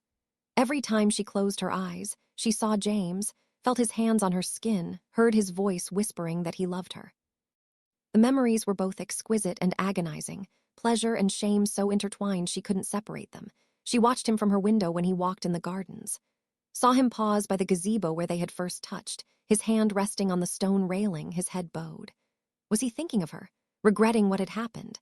Planning his departure? Once, she encountered him in the hallway outside her father's room. James's eyes lit up when he saw her, and he took a step toward her, his hand reaching out. "Eleanor, please, we need to talk." "I can't." She backed away, her voice barely above a whisper. "James, I can't, not now." His frustration was evident, his jaw tight. "Eleanor, you can't avoid me forever. What happened between us was a mistake." The words tasted like ash. We shouldn't have." "Don't say that." James moved closer and Eleanor retreated until her back hit the wall. "Eleanor, don't you dare say that what we shared was a mistake. I love you. I asked you to marry me. How can you?" "My father is dying." Her voice broke. "He's dying and I'm sneaking around like some common." She couldn't finish the sentence, couldn't voice what she feared she had become. James's expression softened. "You're not, Eleanor, you're not anything but the woman I love. The woman I want to spend my life with. Why won't you believe that?" "Because I can't afford to believe it." Tears spilled down her cheeks. "Because if I believe it and you leave, it will destroy me. Don't you understand? I have nothing, James. Nothing but my dignity, and I've already surrendered that to you. I can't give you anything more." "I'm not asking for more." James's voice was rough with emotion. "I'm asking you to trust me, to believe that I meant every word I said to you that night." But Eleanor was already shaking her head, already moving past him toward the stairs. "I have to check on my father. Please, James, just leave me alone." She fled before he could respond, her vision blurred with tears. Behind her, she heard him say her name, heard the anguish in his voice, but she didn't stop. Couldn't stop. That night, Eleanor sat by her father's bedside, holding his frail hand. Lord Geoffrey slept fitfully, his breathing labored, his face gray with approaching death. How much longer did he have? Days, hours? "I'm sorry, Papa," she whispered. "I'm so sorry." For what, she wasn't entirely certain. For the situation they were in, for her inability to save them, for compromising herself with the man who owned their home, or simply for being too weak to resist what her heart wanted most. Lady Catherine found her there at dawn, still sitting vigil, her eyes red from crying. "Eleanor!" Her mother's voice was gentle. "My darling, you're exhausted. Let me sit with him for a while." "I can't sleep." Eleanor's voice was hollow. "Every time I close my eyes, She stopped, unable to continue. Lady Catherine studied her daughter's face, and Eleanor saw understanding dawn in her mother's eyes. "Oh, Eleanor, what have you done?" The question wasn't accusatory, merely sad. Eleanor couldn't meet her gaze. "I've been a fool," she whispered. "I've been such a terrible fool." Lady Catherine drew her daughter into her arms, and Eleanor wept against her shoulder, for her father, for herself, for the impossible situation she had created. For the man she loved but couldn't allow herself to have. "He loves you," Lady Catherine said softly. "James loves you, Eleanor. I've seen the way he looks at you." "It doesn't matter." Eleanor pulled back, wiping her eyes. "Love isn't enough, it's never enough." But even as she spoke the words, she knew they were a lie. Love was everything. It was the only thing that mattered. She simply didn't have the courage to reach for it. Part 9. The Truth of the Heart. Lord Geoffrey Ashford died 3 days later in the early hours of a gray April morning. Eleanor had been sitting beside his bed, as she had for most of the past week when his breathing changed. The labored rasping that had filled the room for days suddenly quieted, becoming shallow, almost peaceful. Lady Catherine, dozing in the chair by the window, woke immediately, some maternal instinct alerting her to the shift. "Geoffrey," she whispered, moving to the other side of the bed. She took his hand, and Eleanor watched as her mother's fingers intertwined with her father's, a gesture of such tenderness, such enduring love despite everything, that it made Eleanor's throat tighten. Lord Geoffrey's eyes opened, clouded with pain and morphine but still aware. He looked at his wife first, and something passed between them, forgiveness, perhaps, or simply recognition of all they had shared. Then his gaze moved to Eleanor. "My girl," he breathed, the words barely audible. "My beautiful girl, I'm sorry, so sorry for everything." "Papa, don't." Eleanor's voice broke. "Please don't try to speak." But he continued, his grip on her hand surprisingly strong for a dying man. "You deserved better, better than what I gave you, better than this." His eyes moved around the room, encompassing the estate, the circumstances, the borrowed life they had lived. Promise you'll find happiness. Don't let my failures." "You didn't fail us, Papa." The lie came easily, born of love and the need to give him peace. "You kept us together, you kept us safe." A faint smile touched his lips. "Always were a terrible liar, Eleanor." His breathing grew more labored. "The young man." "Thornton's son. He's a good man, like his father. Don't let pride." He couldn't finish. His eyes closed, his chest rose once more, and then he was still. Lady Catherine made a sound, not quite a sob, but an exhalation of grief so profound it seemed to come from her very soul. Eleanor sat frozen, her father's hand still in hers, still warm, unable to process that he was gone, that the man who had shaped her entire existence for better and worse had simply ceased to be. "He's at peace now," Lady Catherine whispered, tears streaming down her face. "Oh, Geoffrey, my love, you're finally at peace." Eleanor couldn't cry. The tears wouldn't come. She simply sat there, holding her father's hand as it grew cold, feeling something inside her crack and shift. The weight she had carried for 16 years, the responsibility, the fear, the constant vigilance, suddenly lifted, leaving her feeling strangely hollow, free. The thought came unbidden and brought with it a wave of guilt so intense she nearly gasped. How could she feel free? Her father was dead. She should be devastated, destroyed. Instead, she felt untethered. As if the anchor that had held her in place had been cut, and she was drifting now, uncertain of where the current would take her. The funeral was held 3 days later in the small chapel on the estate grounds. The attendance was sparse, a few distant relations who had maintained contact despite the family's reduced circumstances, some of the tenant farmers, the household staff. And James, standing at the back of the chapel, his presence both a comfort and a torment. Eleanor stood beside her mother at the graveside, watching as her father's coffin was lowered into the earth. The vicar spoke words about eternal rest and God's mercy, but Eleanor barely heard them. She was acutely aware of James's gaze on her, of the way he had tried to catch her eye during the service, of the concern evident in his expression. She had continued to avoid him since that terrible morning when she had fled his room. Had refused to see him, to speak with him, to acknowledge what had passed between them. And now, with her father buried and the terms of the arrangement fulfilled, she had no reason to remain at Ashford Estate. She would have to leave. Would have to take her mother and find some cottage, some small corner of the world where they could live quietly on their meager savings. And James would sell the estate, return to London, and eventually forget about the foolish woman who had given herself to him and then run away. The thought made her chest ache with a pain that had nothing to do with grief for her father. After the burial, the small gathering returned to the house for refreshments. Eleanor moved through the rooms mechanically, accepting condolences, thanking people for coming, playing the role of dutiful daughter one final time. James tried to approach her twice, but she evaded him, unable to face the conversation she knew was coming.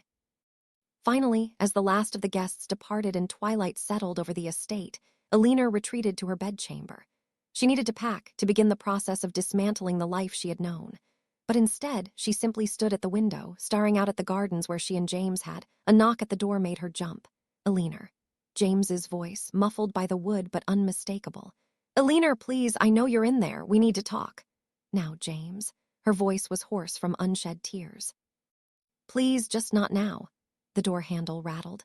"Eleanor, you've been avoiding me for over a week. Your father is buried. The arrangement is concluded. When exactly do you plan to stop running from me?" The anger in his voice sparked something in her own chest. She crossed to the door and yanked it open, glaring at him. "Running from you." Her voice rose despite her efforts to control it. "You think this is about you? My father just died, James.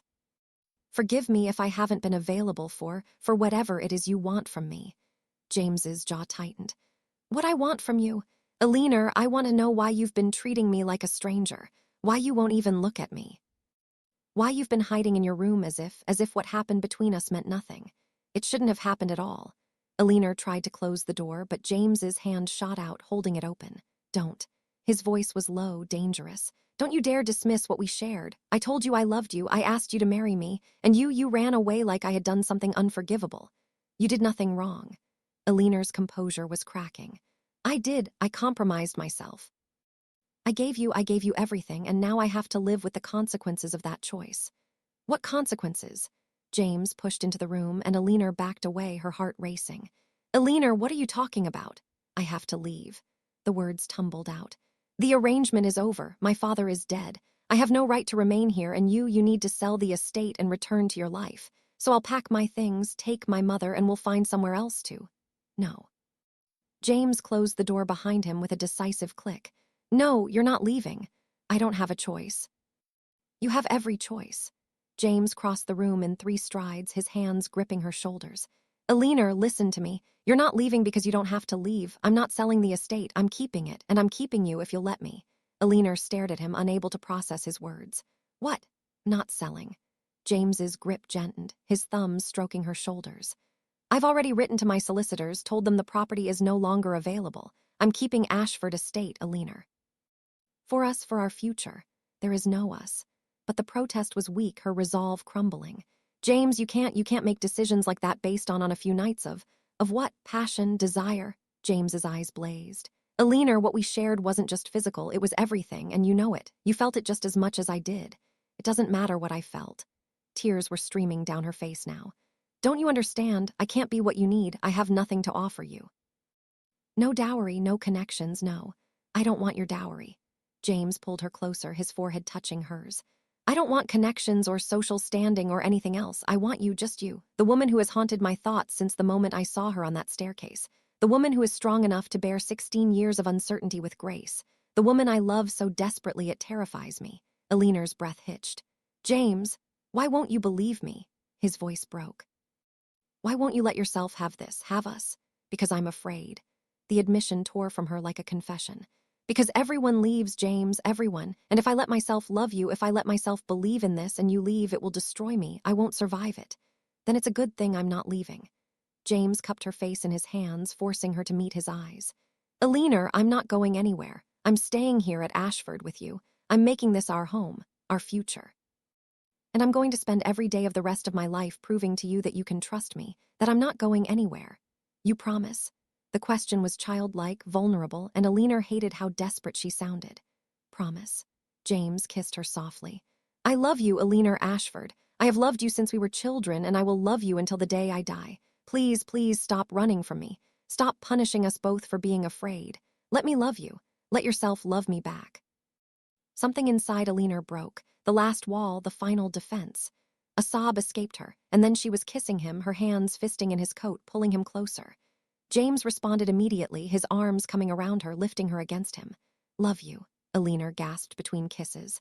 "God help me, James, I love you so much. I've been so afraid, so terrified of losing you. You're not going to lose me."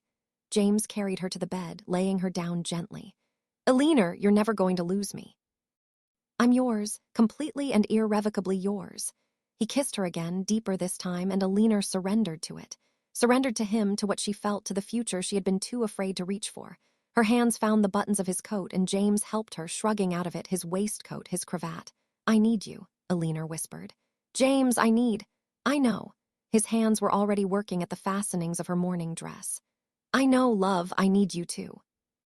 They undressed each other with trembling hands, and when they were finally bare, James paused, his eyes traveling over her with such reverence it made Eleanor's chest ache.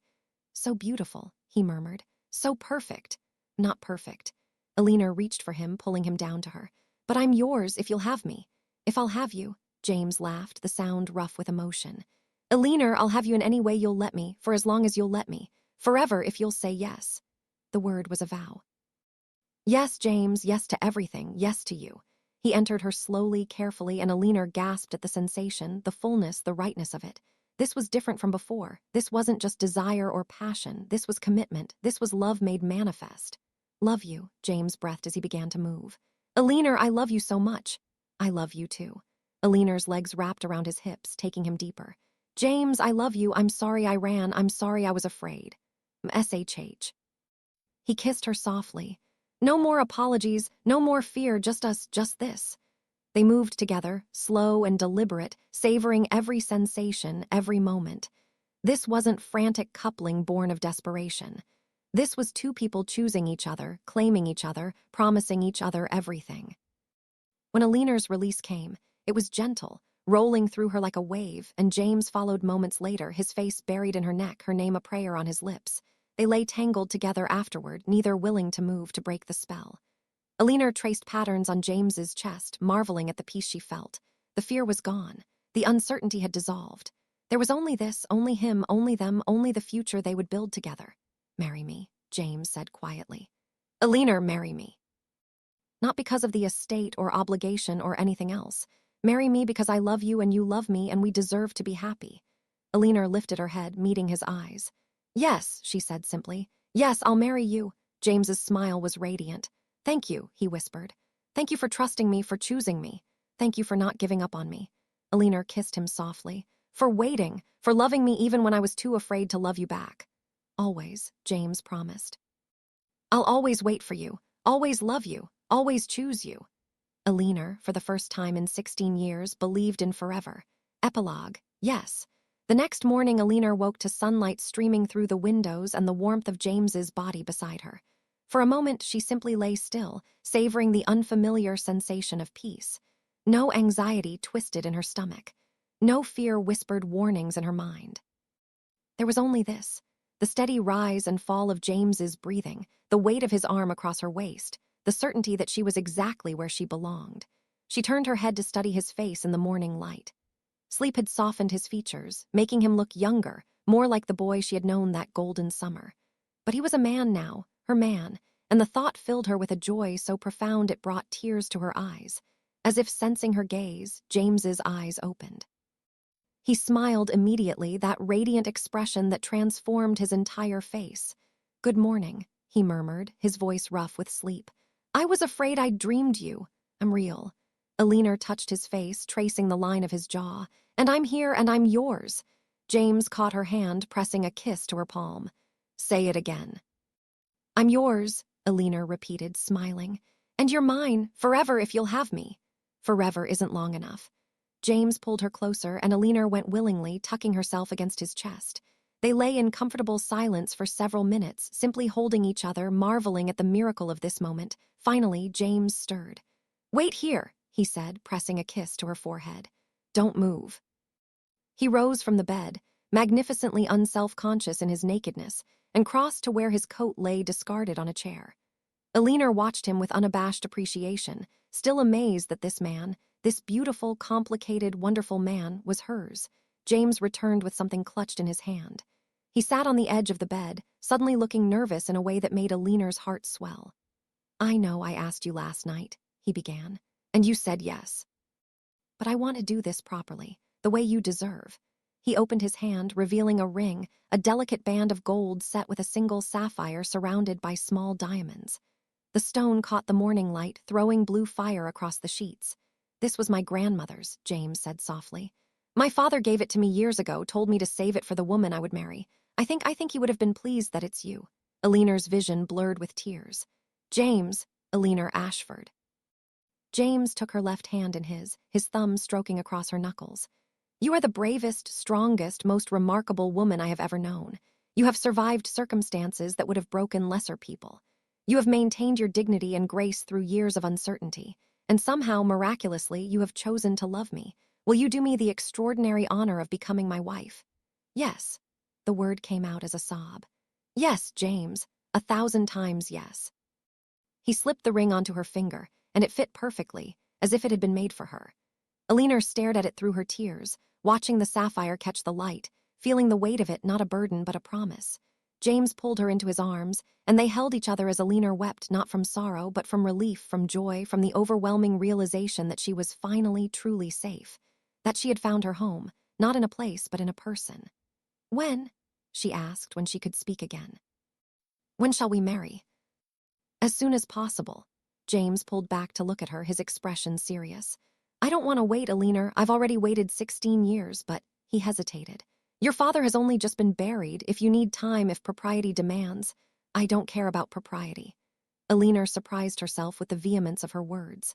"My father is gone, and I grieve him, but he would want me to be happy. He told me so at the end. He told me not to let his failures prevent me from finding joy." "Then we'll marry soon," James said firmly. "A month, perhaps, long enough to arrange things properly, but not so long that I lose my mind waiting to call you my wife." Eleanor laughed, the sound bright and free. "A month," she agreed. "And then what? What becomes of us, James, of Ashford?" "Ashford becomes our home." James's hand cupped her face. "Truly our home, Eleanor, not borrowed, not temporary, ours. We'll restore it, make it beautiful again. We'll fill it with life and laughter," and he paused, a smile playing at his lips. "And perhaps someday with children." Image he painted made Eleanor's breath catch. Children, a family, a future that stretched out before her, bright with possibility instead of shadowed by fear. "I would like that," she whispered. "All of it, a life with you, a family, a home."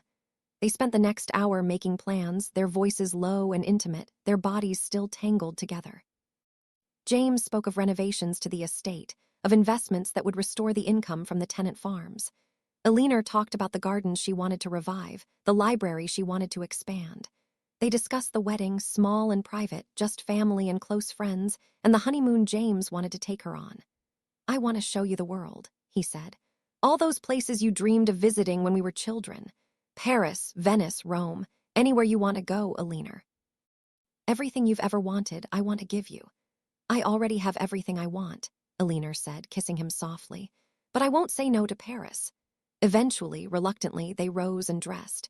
Eleanor returned to her own room to make herself presentable, her heart singing as she pinned up her hair and smoothed her dress.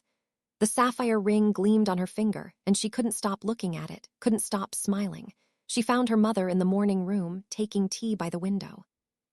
Lady Catherine looked up as Eleanor entered, and her expression transformed from weary grief to wondering joy. "Eleanor." Her mother rose, her eyes going immediately to the ring on Eleanor's finger.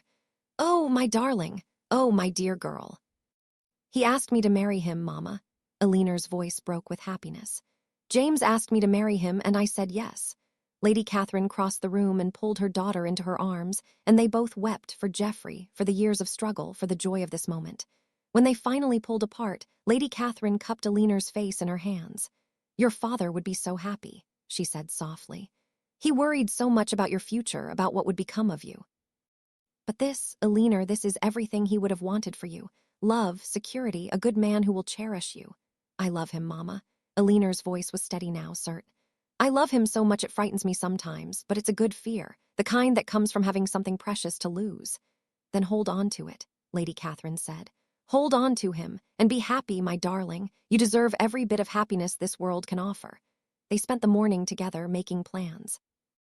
Lady Catherine would remain at Ashford, of course. James had already insisted, and Eleanor wouldn't have had it any other way. They discussed the wedding, the guest list, the preparations that would need to be made. And slowly, Eleanor felt the final pieces of her old life falling away, replaced by something new and bright and full of promise. That afternoon, James and Eleanor walked into the village together, her hand tucked into the crook of his arm, the sapphire ring visible to anyone who cared to look. Word spread quickly. The young master of Ashford estate and Miss Eleanor Ashford engaged to be married. There were surprised looks, whispered conversations, but also genuine smiles and congratulations. Mrs. Pemberton, the vicar's wife, stopped them on the street.